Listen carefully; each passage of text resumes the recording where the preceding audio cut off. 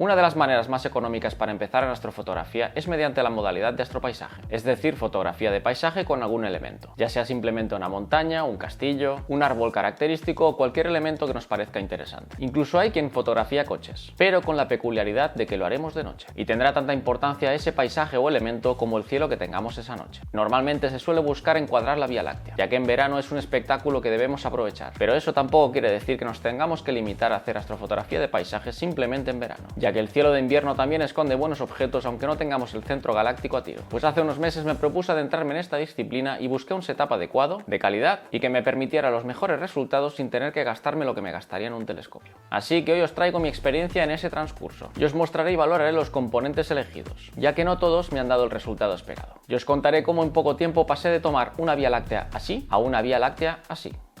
Yo soy Marc y bienvenidos a Astrotivisa.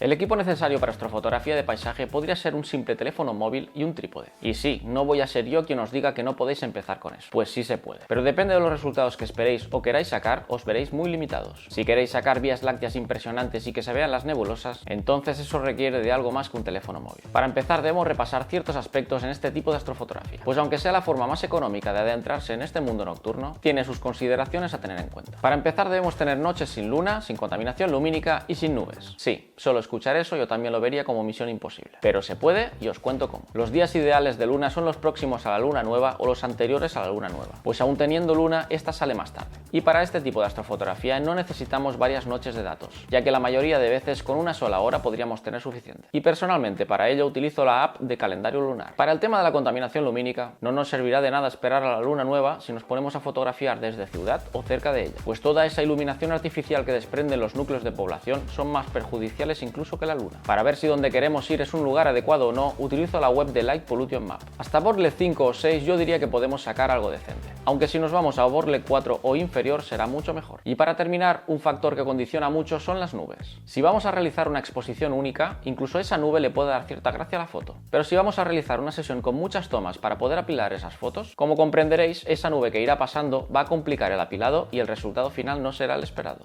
Para la previsión de la meteo suelo usar la app de Windy o la web de MeteoBlue. Os voy a dejar enlaces de estos recursos y de todos los productos que iremos viendo en la descripción del vídeo. Si no disponemos de Star Tracker o rastreador, veremos el tiempo de exposición de nuestras tomas limitado al movimiento de rotación terrestre, y las estrellas nos saldrán como trazas. Para evitar eso existe la regla del 500, que es dividir 500 por los milímetros de nuestro objetivo en full frame o multiplicándolo por el factor de recorte correspondiente si utilizamos APS-C. Esa regla no suele ser exacta. Recomiendo utilizarla como orientación y terminar realizando pruebas y ser un poco conservador dándole algún segundo menos para evitar problemas y sorpresas a la hora del procesado. Al no utilizar rastreador, como norma general buscaremos objetivos luminosos y recomendablemente hasta f2.8 o menos. Respecto a la ISO que recomendaría estaría entre 3200 y 6400 como máximo. Si disponemos de rastreador podemos ampliar el tiempo de exposición de nuestras tomas sin tener que preocuparnos por las trazas de las estrellas. Y ahí ya podemos jugar con ISOs más bajos y con menos ruido e incluso con objetivos a f4. Mi equipo constaba de una cámara Canon 200D con sensor APS-C de 24 megapíxeles y un objetivo gran angular Samyang 14 mm de f2.8, muy conocido por los ya iniciados, pero quería algo más. Así que busqué un cuerpo de cámara más optimizado para la noche y para condiciones en poca luz. Y en ese aspecto los modelos de la serie S de Sony son los más optimizados para ello. Aunque si nos vamos a una A7S III el precio a pagar es desorbitado. Pero ¿y si iba por una A7S de primera generación y de segunda mano? Estamos hablando que pasaría de un sensor APS-C a un sensor full frame, es decir, más grande y con menos píxeles, concretamente 12 megapíxeles. Aunque pueda parecer contradictorio, el tener menos píxeles y estos ser más grandes permitirá un mejor rendimiento en condiciones de oscuridad o poca luz. La A7S de Sony es un modelo del 2014 y han salido dos versiones posteriores. Pero para lo que la quería, la primera versión podía darme buen resultado. Pues me puse a buscar en Wallapop cámaras Sony A7S de segunda mano. Los precios que encontré rondaban los 450 y 500 euros. Y finalmente me pude hacer con una por 450 euros y con unas cuantas baterías extra.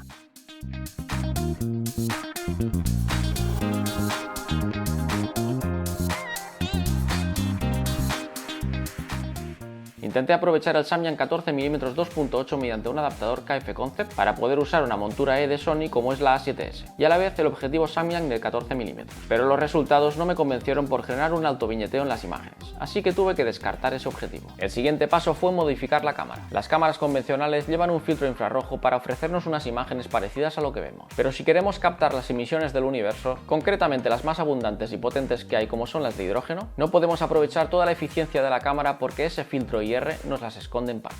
Así que lo que hacemos es quitarlo para volver esa cámara más sensible en ese espectro de luz. Y para eso confié en el servicio de Dynasa Fotografía, un servicio técnico con más de 48 años de experiencia en el sector y quienes tienen el servicio de conversión de cámaras para astrofotografía. No solo sacando el filtro IR de la cámara, sino cambiándolo por un filtro de la marca Astronomic que lo que hace es potenciar la señal de hidrógeno. En esa operación también se realiza la limpieza del sensor, un recalibrado del enfoque y las comprobaciones pertinentes. Cuando la cámara te llega a casa te la mandan con la modificación, garantía de 6 meses y la posibilidad de revertir las modificaciones si un día por lo que sea se quisiera. Pues también te mandan el filtro IR extraído. En la descripción os dejo el enlace a DST Fotografía por si os interesa realizar esta modificación con ellos. Están en Elche, Alicante, pero les podéis mandar vuestra cámara desde cualquier lugar de la península sin problemas con su mismo servicio de recogida y entrega. Reconozco que antes era un poco escéptico sobre la mejoría que podía suponer este tipo de modificaciones, pero después de probarlo y vivir el antes y el después, no puedo hacer otra cosa que recomendar modificar vuestra cámara si queréis sacar los mejores resultados posibles en fotografía nocturna de vuestro paisaje.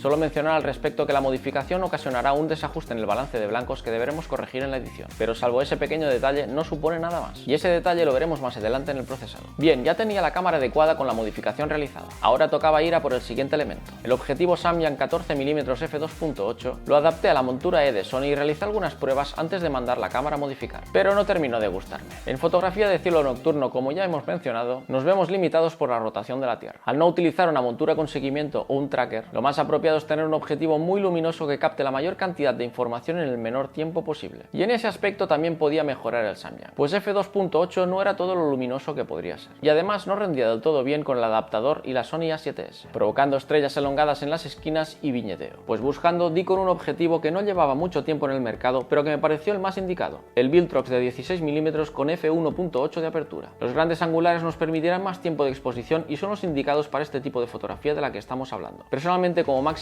iría a objetivos de 20 o 24 mm en full frame si no disponemos de Star Tracker que realice el seguimiento del cielo. Esta lente de Viltrox me salió por unos 599 € en Amazon.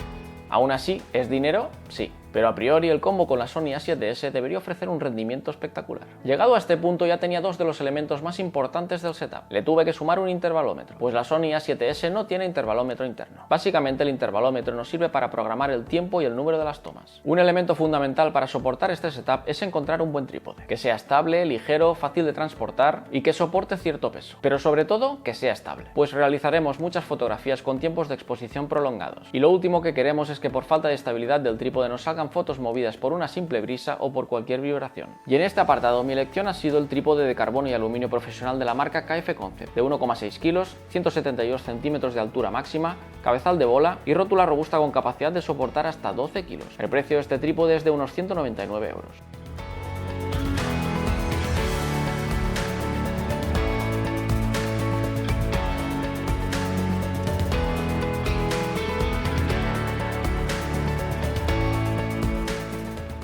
Con estos componentes podríamos pensar que ya lo tenemos todo, y así lo creía yo al principio. Pero me di cuenta que es difícil enfocar las estrellas incluso utilizando el focus picking, y es muy frustrante llegar a casa pensando que tus fotos están bien enfocadas y antes de ponerte a pilar darte cuenta que ese punto de enfoque que parecía perfecto en la pantallita de la cámara ya no lo es cuando lo ves en el monitor de tu PC. En astrofotografía con telescopios, para poder enfocar bien cuando no tenemos un enfocador electrónico, lo que utilizamos es lo que llamamos máscara de Bahtinov, que no es otra cosa que una especie de filtro con un patrón. La luz de las estrellas al pasar por ahí crea unas espigas, y nuestro objetivo es centrarlas para que los haces de luz de todas las puntas de cada estrella parezca que salen del punto central. Con este sistema comprobamos objetivamente que el punto de enfoque es el correcto. Pues basándose en las máscaras de Bahtinov, la marca Focus on Stars creó lo propio para objetivos y teleobjetivos. Los filtros se llaman White para los objetivos y Tele para los teleobjetivos, y están disponibles en formato cuadrado de 100 mm o 150 mm. Con ellos tienes que adquirir un portafiltros cuadrado para poder sujetarlo. El funcionamiento es simple. Como hemos mencionado, buscamos una estrella con buena magnitud y brillo y ajustaremos mediante el enfoque enfoque hasta que las espigas de difracción coincidan en el punto central de la manera más precisa. En este momento tendremos las estrellas correctamente enfocadas. El soporte del filtro puede costar unos 20 euros y el filtro White cuesta unos 125 dólares. Sin duda es un seguro para nuestras fotografías.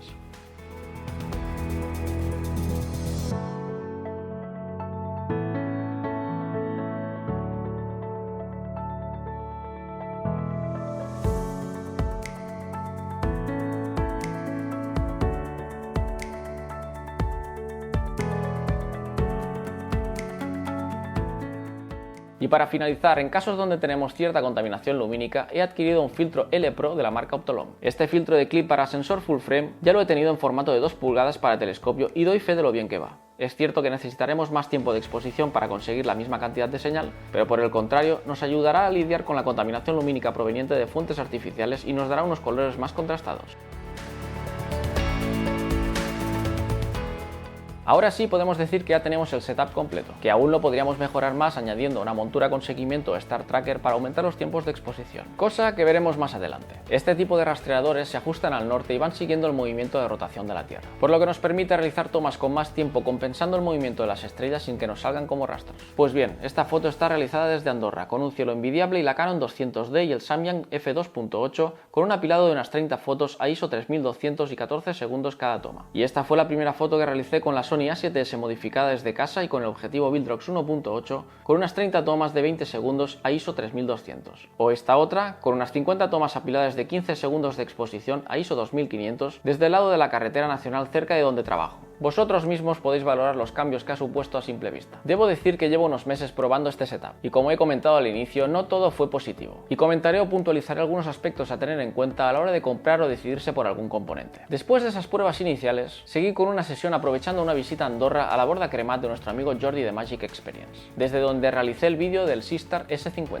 Esa fría noche aproveché para probar de nuevo el setup y conseguí sacar un par de fotos. Efectivamente son mejorables, pero seguí experimentando y probando el setup mencionado. Después pasaron unos meses y llegó la temporada de Vía Láctea, y con ella una nueva e importante incorporación al setup, el Nomad de la marca MoveShot Move, un Star Tracker super portable que con su kit básico incorpora un puntero láser para ajustarlo a la polar con un precio de algo más de 200 dólares, completándolo con la cuña de la misma marca que nos facilitará muchísimo el ajuste fino y la fijación de la posición como si de una montura de astrofotografía se tratara. Este Star Tracker nos dará más juego pudiendo ampliar los tiempos de exposición más allá del límite que teníamos establecido por nuestro objetivo fotográfico y la rotación terrestre.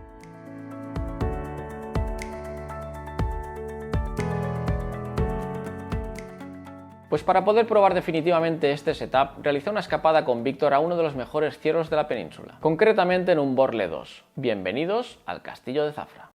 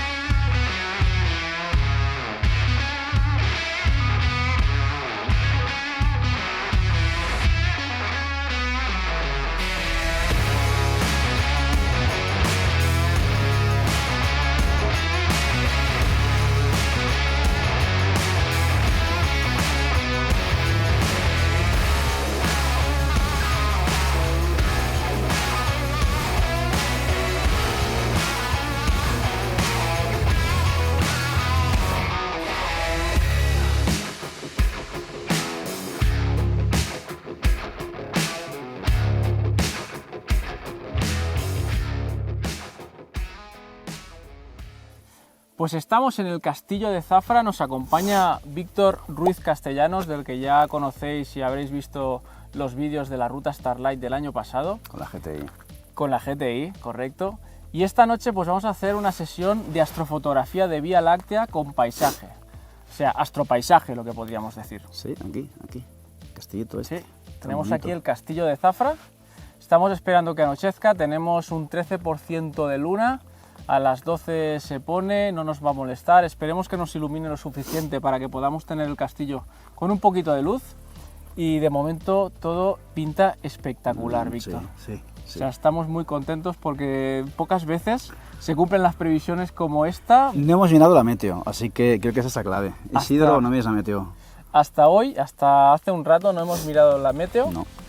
Pues en este vídeo vamos a explicar un poco cómo podemos empezar con la astrofotografía de paisaje. Para empezar necesitamos un paisaje, un cielo despejado, porque vamos a vamos a hacer varias tomas del cielo para poder captar la Vía Láctea. Está muy despejado ahora mismo. Poder Marc. realizar un apilado. Efectivamente ahora tenemos despejado. Si nos pasan nubes, ya el apilado de la Vía Láctea será un poco complicado porque esas nubes nos van a afectar, pero tal como lo tenemos ahora es que podría ser perfecto. Va a ser perfecto. Va a ser perfecto. Esperemos que sí. Nos estamos ya preparando ya, tenemos ya los encuadres decididos y a esperar que anochezca y empiece a salir la Vía Láctea. Así que paso a enseñaros el material y manos a la obra. Pues venga, al lío.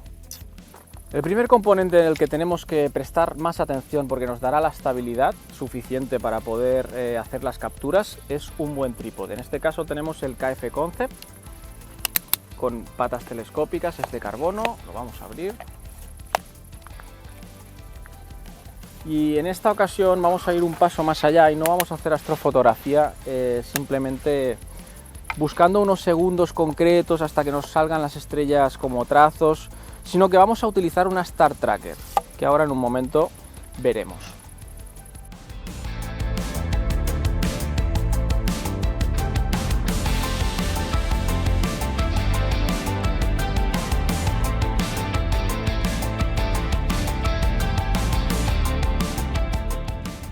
Hemos desmontado la rótula del trípode, hemos montado esta cuña con unos tornillos que nos servirá para ir girando y encontrar con precisión la polar. Encima montaremos el Star Tracker y en el Star Tracker acoplaremos la rótula que hemos sacado con la cámara para poder encuadrar bien, pero siempre apuntando a la polar el tracker. Vamos a seguir, vamos a montar el Star Tracker encima y vamos a continuar.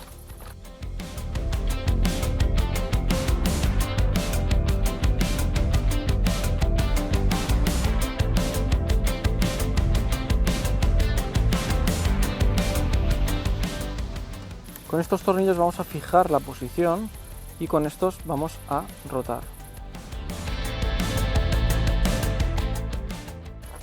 Cuando ya tenemos el Nomad montado, el Star Tracker, antes del bloqueo, vamos a ajustar bien la dirección de la polar que tendremos. De momento la ajustamos y aquí tenemos un agujero rojo que lo quitamos y vamos a conectar un láser para apuntar a la polar, que es lo que nos servirá para precisamente ajustar la montura del Star Tracker a la polar. Cogemos el láser, quitamos el cabezal que tiene y lo cambiamos por este, que es el que podremos conectar al Star Tracker. Ahora lo conectamos aquí atrás y ya tendríamos el Star Tracker con el láser montado para apuntar a la polar. El siguiente paso que haríamos es agarrar la rótula y ahora la montaríamos en la parte del Star Tracker. Pero para ello hay que desenroscar esto, hay que quitar esto, ponerlo dentro y ahora roscarlo a la rótula. Apretarlo bien para que no se nos caiga. Cuando ya lo tenemos apretado suficiente, intentamos terminar de apretarlo con alguna herramienta para darnos más seguridad. Aún le he podido dar un cuarto de vuelta más y ya lo tendríamos preparado y listo para montar en el Star Tracker. Ahora lo que haríamos simplemente sería montarlo, roscarlo otra vez, sobre todo intentando que no nos ocupe el espacio o que no nos tape el de la polar para cuando tengamos que ajustarlo. Queda engranado con las piezas de abajo, por lo tanto ahora esto ya está fijo y tendríamos la rótula esta disponible para poner nuestra cámara y empezar a encuadrar. La cámara escogida, como ya os había enseñado, es la A7S modificada con el objetivo Viltrox de 16 mm f1.8. Aparte le vamos a montar un filtro de clip interno L Pro que vamos a montarlo ahora mismo.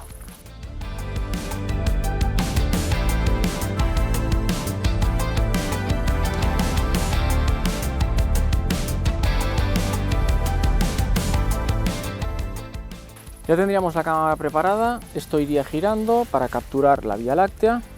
Queremos girarla, buscar la posición que nos guste para el encuadre y ya solo nos quedará llevármela para allá, ajustar a la polar, encuadrar y empezar a tirar fotos. Lo que vamos a utilizar para controlar las capturas, para programar las capturas, es este intervalómetro que lo vamos a conectar y a través de él le vamos a decir cuántas capturas queremos, de cuánto tiempo de exposición y vamos a empezar a regular todo. Así que sin más, me estoy perdiendo ya la Vía Láctea, voy a llevarme para allá, voy a ponerlo en el sitio, voy a encender el láser, apuntar a la polar y cuando lo tenga voy a empezar ya a tirar fotos, a conectar y a dejarlo funcionar. Vale, sesión terminada. He de decir que el Viltrox me deja unas estrellas, el efecto coma en las esquinas de 16 milímetros, no me gusta mucho, tendré que revisarlo. Lo he cerrado a 2.8 esperando que se redujera el efecto, produce un efecto igual de coma en las esquinas, en las estrellas de las esquinas. Luego he usado un objetivo Sony Zeiss de 55 milímetros que me ha dejado Víctor, f1.8, lo he cerrado a 2.8 y el efecto de las esquinas ha cambiado bastante, está muy bien corregido y me ha gustado mucho. Veréis unas fotos en un momento, he hecho dos tipos de foto. Una con el 16 milímetros del castillo con la Vía Láctea detrás. He intentado hacer unas cuantas tomas, no las he contado, algunas me han salido movidas porque igual como antes habíamos apretado la zapata, no había apretado esta de la cámara y se ha ido moviendo. Y cuando me he dado cuenta, pues tenía unas cuantas fotos que habían salido de las estrellas rayadas, debido a que esto no estaba del todo bien apretado o se había soltado. Luego lo he apretado y las estrellas ya salían bien. Importante, apretar bien esto. Pues como comento, el 16 milímetros no está mal, pero el efecto coma que me deja no me termina de gustar porque con el full frame quieres aprovechar todo el sensor y no te deja. El 55 milímetros que me ha dejado Víctor, por cierto, muchas gracias Víctor. De nada, Marc. Espectacular, la verdad es que veréis otro tipo de toma, ya no hay el castillo, es centrándose en la Vía Láctea, en el núcleo de la Vía Láctea y la región de Ofiuco. Creo que va a quedar espectacular, en un momento lo veréis y ya es otro rollo. El Nomad me ha dado un muy buen resultado en cuanto lo he tenido enfocado a la polar con el láser.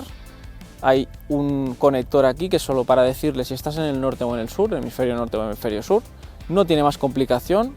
Para el tipo de seguimiento que tiene el Nomad me ha ido súper bien, no he pasado de un minuto, considero que más de un minuto es innecesario para objetivos y tal. Para teleobjetivos ya buscaríamos una montura de astrofotografía, pero algo nómada o portátil considero que es perfecto. Es muy preciso también con los tornillos que tiene aquí, con los reguladores. Así que por ahora estas pruebas, la prueba de hoy, la sesión de hoy, muy contento porque hemos hecho las dos tipos de tomas, una con el castillo, con el 16 y una más de Vía Láctea del núcleo con Ofiuco con el 55 milímetros. Como digo, muy contento por el material, el único pero sería por ahora el objetivo. En estos tipos de foto el enfoque es bastante crítico. Hoy no he utilizado una máscara de Bahtinov que tengo específica para el enfoque. Hemos ido bastante rápido porque ya teníamos la Vía Láctea ahí y queríamos sacarla y no quería perder el tiempo en montar el soporte de la máscara de Bahtinov y utilizarla y todo. Pero mañana lo probaremos y veremos los resultados y la diferencia. En un momento os dejo con las dos fotos que hemos realizado y un timelapse que ha realizado Víctor con la Nikon. El cielo que hemos tenido espectacular, estamos en un Borle 2. Así que nada, seguimos con la experiencia, intentamos mañana otro tipo de objetivo y mañana sí voy a utilizar la máscara de Bahtinov para intentar probar la diferencia. Hasta ahora.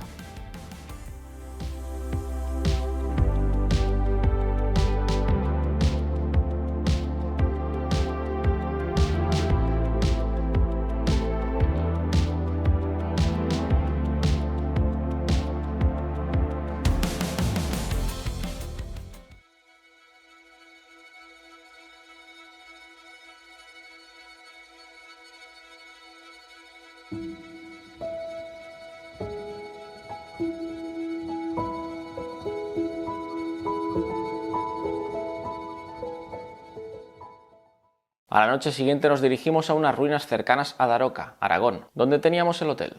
Estamos en nuestra segunda noche de astrofotografía de paisaje, solo con que sea la mitad de buena que la que tuvimos ayer ya me daré por satisfecho.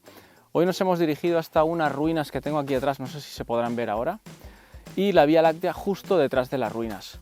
Hoy por ahora, en esta sesión, prescindiré del Star Tracker, del Nomad. Ayer fue fantástico, es un elemento indispensable creo yo. Pero vamos a intentar hoy hacer exposiciones un poco más cortas, de unos 20 segundos, 15 segundos, con el 16 milímetros. Y hoy vamos a introducir algo que ayer no toqué por las prisas de intentar aprovechar al máximo la noche, y que fue un error. Y es la máscara de Bahtinov para conseguir un enfoque adecuado a las estrellas, ya que el enfoque crítico va a hacer que tengamos que tirar bastantes tomas o algunas tomas en el mejor de los casos. Así que voy a montar el soporte para la máscara de Bahtinov. Vamos a intentar enfocar alguna estrella para tener bien el punto de enfoque y después vamos a empezar a realizar tomas cortas de unos 15-20 segundos. Miraré el tiempo que puedo sin que tenga trazas de las estrellas y haremos una sesión. Tampoco tengo el filtro L Pro, luego voy a ponerlo, vamos a ver la diferencia. Recuerdo que es una cámara modificada y vamos a intentar a ver qué podemos hacer hoy con estas ruinas. Vamos a hacer algunas pruebas. Vamos a empezar con el enfoque y sin el filtro L Pro.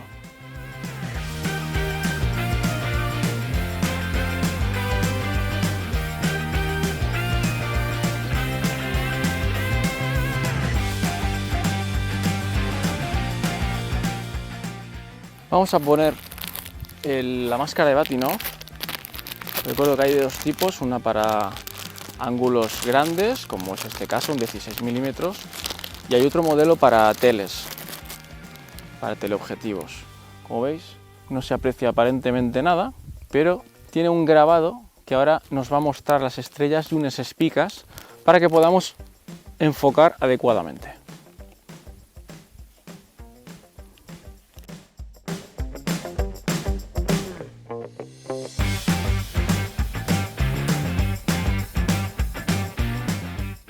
Vale, ahora hemos cambiado de posición, he puesto el filtro L Pro en la cámara, he vuelto a poner la máscara de Bahtinov, hemos vuelto a enfocar. Cuesta un poco más porque al haber un filtro no pasa la misma cantidad de luz, o sea, es más complicado, pero creo que lo hemos hecho bastante bien porque la foto resultante de la prueba estaba bien enfocada. Y ahora estamos volviendo a tirar a las mismas ruinas desde un sitio un poco más a la izquierda para poder encuadrar mejor la Vía Láctea. Y vamos a hacer unas cuantas tomas más, pero de esta posición, con el filtro L Pro. De primeras, en la cámara modificada, veo que el filtro L Pro me deja una imagen más rosada, más propia de la modificación de la cámara. Cuando modificamos las cámaras nos devuelve una imagen más rosada. Y eso es lo que me está dando ahora. Cuando he tirado sin el filtro L Pro me daba una imagen más plana, más neutra, más natural. Así que, no sé, veremos si me da problemas en el procesado. Y veremos qué tal sale esto. Noche de pruebas.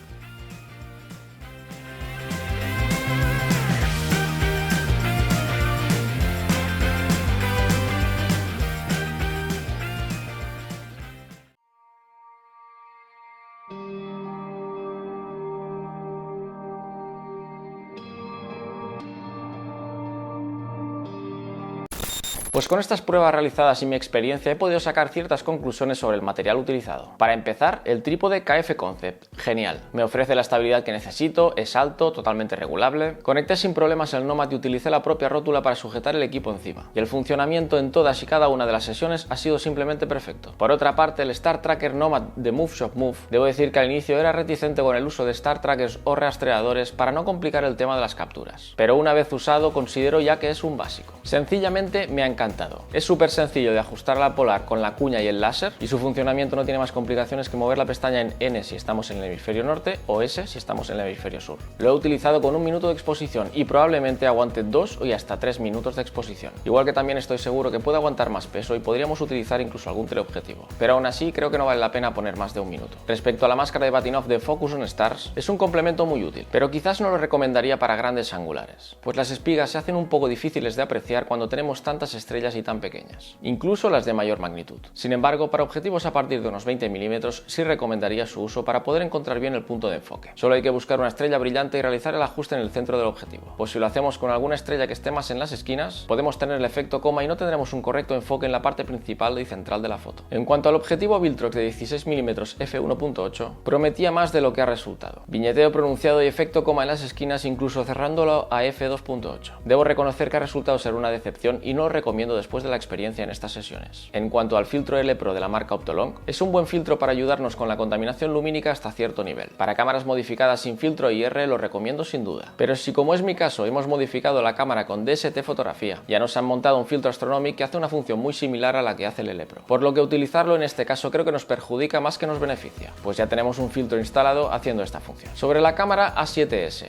Por el precio, no tengo queja. Cumple su función y tiene un sensor full frame sensible como pocos, aunque quizás está algo anticuada, teniendo que utilizar un intervalómetro externo cuando la mayoría ya lo llevan integrado. Creo que la diferencia más grande nos la ofrece disponer de un buen objetivo y un Star Tracker más que la cámara. Estoy convencido que el resultado hubiera sido muy parecido con una Canon o cualquiera de otra marca, incluso con sensor APS-C pero modificada. La modificación es algo que sí recomiendo si queréis sacar nebulosidades y detalles, pues en verano tenemos la Vía Láctea y esas estructuras las podemos sacar fácilmente con una cámara no modificada, pero esas nebulosidades y sobre todo sus colores no serán tan visibles, sobre todo en invierno donde no tenemos la presencia de esa parte del centro galáctico y sus estructuras. Así que mi configuración ideal sería el setup que habéis visto, pero cambiando el objetivo por alguno de 24 mm f1.8 o f1.4, bien corregido para poder utilizarlo con el Star Tracker y aprovechar bien el enfoque preciso que nos ofrece la máscara de Bahtinov de Focus on Stars. Prescindiría del filtro L Pro, ya que como he dicho, en mi caso ya lleva un filtro parecido montado en la modificación de DST fotografía. Y por último, si pudiera permitirme una cámara más actual, con sensor full frame, con buen rango dinámico y sensible, iría por ella. Pero por el precio que me costó, que al final me costó como la modificación de la cámara, no puedo pedir más. Otro tema aparte del que no hemos hablado es el procesado. Pues desde que salió el programa Nebulb, del cual tuvimos el placer de entrevistar a su creador, Tony, es el que utilizo para este tipo de fotografía. Es de pago, pero por sus prestaciones y lo práctico e intuitivo que es, lo considero la mejor opción. Si queréis que haga un vídeo mostrando mi flujo de trabajo con este tipo de fotografía con Nebulb, me lo podéis hacer saber en los comentarios. Llegados hasta aquí, creo que ha sido un vídeo bastante completo y espero que os sirva para dar vuestros primeros pasos en esto de la astrofotografía de paisaje. Hemos visto conceptos básicos y he probado material y compartido mis conclusiones fruto de mis experiencias sin ningún tipo de interés comercial. Muchas gracias por vuestro tiempo, un saludo y nos vemos en el próximo vídeo.